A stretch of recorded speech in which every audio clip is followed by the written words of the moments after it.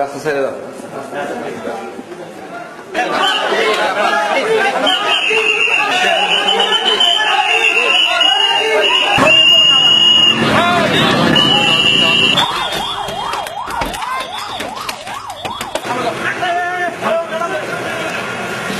সঠিক সঠিক এই প্রোটেকশনের সমস্ত পোশাক তৈরি করেন।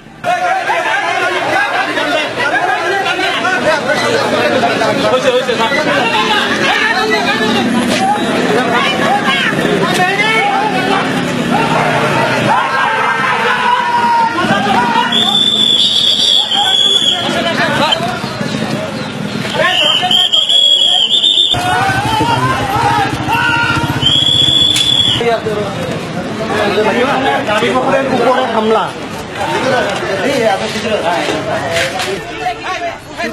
হামলার আপনাদের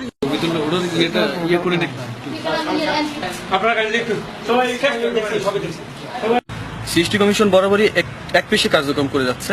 এই অঞ্চলের অর্থাৎ সাম্প্রদায়িক সম্প্রীতি যেটা বজায় থাকার কথা ছিল সেটার বিপক্ষে তারা কাজ করতেছে। এই অঞ্চলে একটি অপশক্তির জয়ের মাধ্যমে ওরা এই অঞ্চলকে বিচ্ছিন্ন করে দেশের বিরুদ্ধে ষড়যন্ত্র করতেছে। আসলে আমরা যেটা আজকে হলো সেটা আমরা দুঃখ প্রকাশ করি।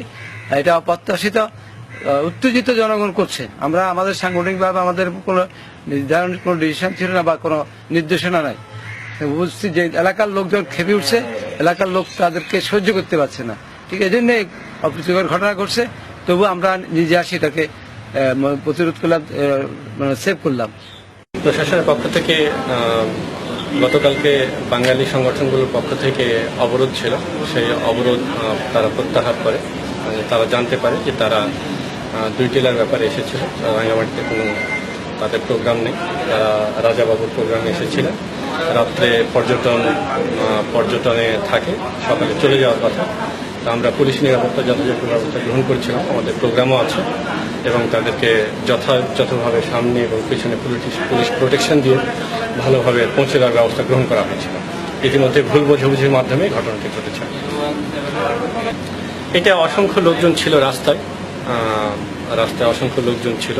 এটা নির্দিষ্ট করে কারা ঘটেছে এই মুহূর্তে ব্যাপক জনগণ ছিল।